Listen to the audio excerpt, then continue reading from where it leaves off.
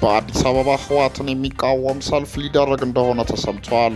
ይህንን ተከትሎ ህወሓት ባወጣው መግለጫ ለሰልፉ አዘጋጆች ጥብቅ ማስጠንቀቂያ አስተላልፈዋል። በዝርዝር ይዘነዋል። የህወሓት ወታደራዊ አመራሮች የቲዲኤፍ ሴት ወታደሮችን መድፈራቸው በምርመራ ተጋለጠ። ለቻናላችን አዲስ የሆናችሁ ቻናላችንን ሰብስክራይብ በማድረግ ቤተሰብ መሆኑ አይረሳ እያልን ወደ ዝርዝር መረጃዎች እንሸጋገራለን። እስከ ፍጻሜ አብራችሁን ቆዩ። ለሐምሌ 11 2018 ዓ.ም የተጠራውና ፍቃድ ያገኘው የአዲስ አበባው የተቃውሞ ሰልፍ ከትግራይ የተፈናቀሉትን እንደሚያሳትፍ አስተባባሪዎቹ ገለጹ። በአዲስ አበባ ከተማ ለመጪው ሐምሌ 11 ቀን 2018 ዓ.ም የተጠራውና በህገወጥ ወታደራዊ ምልመላ እንዲሁም በሰላማዊ ዜጎች እስር ላይ ያተኮረው የተቃውሞ ሰልፍ የመንግስትን ፍቃድ ማግኘቱንና በከተማዋ የሚገኙ በርካታ የትግራይ ተፈናቃዮችን በሰልፉ ላይ እንደሚሳተፉ የሰልፉ አስተባባሪዎች ነግረውኛል ሲል አዲስ ማለዳ ዘግቧል። የስምረት ፓርቲን ጨምሮ ሌሎች የፖለቲካ ኃይሎችን ያካተተው የትግራይ ሰላምና የለውጥ ምክር ቤት የጠራው ሰልፍ በትግራይ ክልል የተፈጸመ ነው ያሉትን ወታደራዊ አፈሳ ለማውገዝ፣ የታሰሩ እናቶችንና ገበሬዎችን ድምፅ ለማሰማት እንዲሁም ለአዲስ አበባ ተፈናቃዮች ተገቢው ድጋፍ እንዲደረግ ለመጠየቅ ያለመ መሆኑ ተገልጿል። የስምረት ፓርቲ ጽህፈት ቤት የሚዲያና ኮሚኒኬሽን ኃላፊ ሀለፎም ምራ ለአዲስ ማለዳ እንደተናገሩት የሰልፉ ዋና ዓላማ በትግራይ ክልል ህጋዊ ያልሆነ አዋጅን መነሻ በማድረግ ወጣቶች ላይ የተፈጸመ ያለውን አስገዳጅ ወታደራዊ ምልመላና ያለአግባብ የታሰሩና እናቶችንና ገበሬዎችን በደል ዓለም አቀፉ ማህበረሰብ ይፋ ለማድረግ ነው። በተጨማሪም ኢትዮጵያ ብሔራዊ ምርጫ ቦርድ እውቅና የነፈገው የህወሓት ቡድን የፕሪቶሪያ ስምምነት ፈርሷል በሚል እያከናወነ ያለው ተግባር ለማወገዝ የፌዴራል መንግስት የበኩሉን ኃላፊነት እንዲወጣ ለመጠየቅና በጦርነት ምክንያት ተፈናቅለው አዲስ አበባ የሚገኙ የትግራይ ተወላጆች አስፈላጊውን ሰብአዊ ድጋፍ እንዲያገኙ ለማስቻል እንደሆነ ኃላፊው አስረድተዋል። በትግራይ ክልል ውስጥ የሚፈጸመው እስርና ወከባ በሰልፈኞች ላይ ስነ ልቦና ፍርሃት ሊፈጥር እንደሚችል ቢታሰብም ጦርነቱን ሽሽቶ ወደ አዲስ አበባ የመጣው ተፈናቃይ ማህበረሰብ ግን በሰልፉ ላይ በከፍተኛ ቁጥር ይሳተፋል ተብሎ እንደሚጠበቅ አስተባባሪዎቹ አመልክተዋል። የተቃውሞ ሰልፉን ለማድረግ ከ15 ቀናት በፊት የወሰንን ቢሆንም ከሚመለከተው አካል ፍቃድ እስከሚሰጠን ስንጠባበቅ ቆይተናል። አሁን ላይ ፍቃድ በማግኘታችን እንቅስቃሴያችንን ይፋ አድርገናል ብለዋል ሀለፎም። የህወሓት ቡድን ከራሱ የተለየ ፖለቲካ አቋም የሚያራምዱ ወገኖችን ሁሉ እንደ ጠላት እንደሚመለከት የጠቀሰው ኃላፊው በክልሉ ያለው ሁኔታ አልመች ብሎት ወደ አዲስ አበባ የሚመጣው ዜጋ ሁሉ እንደ ባንዳና እንደ ጠላት ነው የሚቆጥሩት፣ እነሱ ብቻ ትክክለኛ ጀግና መስሎ ይታያቸዋል ሲሉ ወቅሰው የሰልፉ ዋና ዓላማ የህወሓትን አምባገነናዊ አካሄድ ማውገዝ መሆኑን አስረግጠው ገልጸዋል። ከዚህ ጋር በተያያዘ ህወሓት ባወጣው መግለጫ ህወሓት በአዲስ አበባ የተጠራውን ሰልፍ በመቃወም ለአዘጋጆቹ ማስጠንቀቂያ መስጠቱ ተሰምቷል።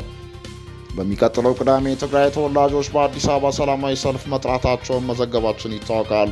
የተጠራውን ሰልፍ ተከትሎ ህወሓት ማስጠንቀቂያ ያዘለ መግለጫ ኮሚኒኬሽን ቢሮ በኩል አውጥቷል።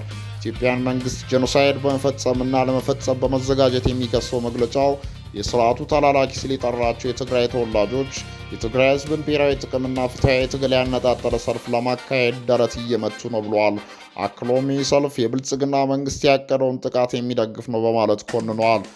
በትግራይ ህዝብና መንግስት በዚህ በብሔራዊ ጥቅማችንና በፍትሐዊ ትግላችን ላይ በታለመው ሰልፍ አስተባባሪና ተሳታፊ የሆኑ አካላት ሁለት ጊዜ እንዲያስቡና ከዚህ ነውረኛ ተግባር እንዲቆጠቡ እንጠይቃለን ሲል አስጠንቅቀዋል። ህወሓት የተጠራውን ሰልፍ በብሔራዊ ጥቅማችን ላይ ያነጣጠረ ነው ቢልም የሰልፉ ዓላማ ግን ከዚህ ፍጹም የተለየ ነው። የቅዳሜ ትዕይንት ህዝብ ዋና ዓላማ ህወሓት እያደረገ ያለው ህገወጥ ወታደራዊ አፈሳ እንዲያቆም መጠየቅ ነው። በሌላ መረጃ የህወሓት ወታደራዊ አመራሮች የቲዲኤፍ ሴት ወታደሮችን መድፈራቸው በምርመራ ተጋለጠ። የህወሓት ጭካኔ የሚያስረዱ ተጨማሪ መረጃዎች እየወጡ ነው። ቡድኑ በሰሜን ኢትዮጵያ በሰሜን ጦርነቱ ወቅት የገዛ ሴት ወታደሮች ላይ ጾታዊ ጥቃት ይፈጽም እንደነበር ዛሬ የወጣ አንድ የምርመራ ሪፖርት ያጋልጣል። ዘኒው ሂውማኒታሪያን ይህን በተመለከተ አስደንጋጭ የምርመራ ሪፖርት ይፋ አድርገዋል። ኤምኤም ሚዲያ በተመለከተው በዚህ ሪፖርት በሰሜኑ ጦርነት ወቅት ቲዲኤፍን የተቀላቀሉ ሴት ወታደሮች በከፍተኛ የቡድን ወታደራዊ አመራሮች ተደፍረዋል፣ ጾታዊ ጥቃት ተፈጽሞባቸዋል። በሰሜን ኢትዮጵያ አዲስ የጦርነት ስጋት ባንዣበበበት በዚህ ወቅት ትግራይ ክልላዊ ባለስልጣናት የቀድሞ የትግራይ መከላከያ ኃይል ተዋጊዎች እንደገና እንዲመዘገቡ ጥሪ ያቀረበ ሲሆን በዚህ ኃይል ውስጥ ያገለገሉ ሴቶች በጎርጎሮሳውያን ዘመን ቀመር ከ20 እስከ 22 በተካሄደው ግጭት ወቅት በራሳቸው አዛዦች እጅ የደረሰባቸው የጾታ ጥቃት በይፋ መናገር ጀምረዋል። በጦርነቱ ወቅት የተፈጸሙ የሰብአዊ መብት ጥሰቶች ላይ የተደረገው አብዛኛው ትኩረት የኢትዮጵያ መንግስት ወታደሮችና ከእነሱ ጋር በአጋርነት የተዋጉ የኤርትራና የአማራ ኃይሎች ህወሓትን ለማጥፋት በወሰዱት ዘመቻ ወቅት በተፈጸሙ ግፎች ላይ ነበር። ሆኖም ለትግራይ ሴቶች ፍትህ ማለት የቲዲኤፍ መኮንኖች በሴት ተዋጊዎቻቸው ላይ የተፈጸመው የጾታ ጥቃትን በተመሳሳይ ትኩረት መመርመር ማለት ነው። ከእነዚህ ሴቶች ብዙዎች ቀደም ሲል ያዩትን ጥቃት ከመሸሽና ጥበቃ ለማግኘት በማሰብ ወደ ተዋጊነት የተቀላቀሉ ነበሩ። ትራስ ጦርነቱ በህዳር 2013 ዓ.ም በተቀሰቀሰበት ወቅት በትግራይ ዋና ከተማ መቀሌ የነርሲንግ ትምህርት ትከታተል ነበር። ትምህርቷን አቋርጣ የትግራይ መከላከያ ኃይል ቲዲኤፍን ለመቀላቀል የወሰነችው በጦርነት የመጀመሪያ ሳምንት ውስጥ ያየችው አሰቃቂ ግፍ ምክንያት ነበር። ጉሮሯቸው የተቆረጠ አረጋውያን ሴቶችን አስክሬን አይቻለሁ። ከዚያ በፊት መደፈራቸው ግልጽ ነበር ትላለች። የስልጠናው የመጀመሪያ ወራት በመደበኛ ሁኔታ እየተካሄደ ነበር። ሆኖም አንድ ቀን ትራስና ሌሎች የሴት ተመልማዮች በመቀሌ ዳርቻ ከሚገኘው የጦር ካምፓቸው ውጪ ለሚደረግ ስብሰባ እንዲቀርቡ ተጠሩ። አዳራሹ በሴቶች ተሞልቶ ነበር። በስፍራ የነበሩ ብቸኛ ወንዶች ሁለት ከፍተኛ አዛዦች ነበሩ። ሴት ተዋጊዎች በቲዲኤፍ ውስጥ እያጋጠሟቸው ያሉ ችግሮችን በግልጽ እንዲያቀርቡ እድል ለመስጠት እንደተዘጋጀ ነገሯቸው። አብዛኞቹ ቅሬታዎች የቀረቡት ስለ አቅርቦት እጥረትና ድርጅታዊ ክፍተቶች ነበሩ። ሆኖም በስብሰባው መጨረሻ ላይ አንዲት ሴት በከፍተኛ ፍርሃት የተንቀጠቀጠች ተነሳች።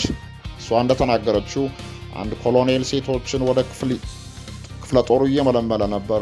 ነገር ግን ወደ ስልጠና ከመላክ ይልቅ መድኃኒት በመስጠት እያደነዘዛቸው ይደፍራቸው ነበር። ከተጎጂዎቹ መካከል ዕድሜያቸው 12 ዓመት ብቻ የሆኑ ልጃገረዶች እንደነበሩ ስትናገር፣ ሌሎች ደግሞ የእናቷን ዕድሜ የሚደርሱ እንደነበሩ ገለጸች። ይህን ከሰሙ በኋላ አዳራሹ በሙሉ በዝምታ ተዋጠ። በስብሰባ ላይ የተወሰነው ውሳኔ በቲዲኤፍ ውስጥ የሴቶችን ቅሬታና ጉዳዮች ለከፍተኛ አመራር ለማድረስ የተቋቋመው የስርዓተ ጾታ ወይም ጀንደር ፎካል ቡድን ይህንን ክስ እንዲመረምር ነበር። ትራስም የምርመራ ቡድኑን እንድትቀላቀል ተጠየቀች። ትራስ ከሁለት ሌሎች ባልደረቦቿ ጋር በመሆን ከተጎጂዎቹ ጋር በመበቀል ማስረጃዎችን ማሰባሰብ ጀመሩ። ባደረጉት ምርመራ ቢያንስ 9 ሴቶችና ልጃገረዶች ከዚህ ኮሎኔል የጾታ ጥቃት እንደደረሰባቸው ደረሱበት። ከተጎጂዎች መካከል አንዲት ሴት የኮሎኔሉን ጥያቄ በመቃወም ጉዳዩን እንደምታጋልጥ ከዛተች በኋላ ተደጋጋሚ ትንኮሳ ደረሰባት። ከነዚህ መካከልም ልጇ ለቀናት ታስሮ መቆየቱ ይገኝበታል። መርማሪዎቹ በተጨማሪ የቆሰሉ ሴት ተዋጊዎች ሕክምናቸውን ሳያጠናቅቁ ወደ ክፍለ ጦራቸው እንዲመለሱ ሲደረግ እንደነበር አረጋግጠዋል። እንደ ትራስ ገለጻ ኮሎኔሉ በአሽከርካሪዎች፣ በጠባቂዎችና በሎጂስቲክስ ኃላፊዎች የተደገፈ ሰፊ የድጋፍ አውታረ መረብ ነበረው። እነዚህ ግለሰቦች እሱን ከተጠያቂነት እንዲያመልጥ ከማድረግ ባሻገር ምርመራውን የሚያካሂዱበትንም ያስፈራሩ ነበር። ብቃት የሌላቸው ሰዎች ያለምንም መስፈርት ያሳድግ ነበር። እነሱም በተራቸው እሱን ይጠብቁት ነበር ስትል ትራስ ትናገራለች። የዛሬ ያዝናቸው መረጃዎችን ይመስሉ ነበር። ቻናላችንን ሰብስክራይብ በማድረግ ቤተሰብ መሆኑ እንዳይረሳ እያልን የዕለቱን ፕሮግራም ጨረስን። መልካም ጊዜ፣ መልካም ቆይታ።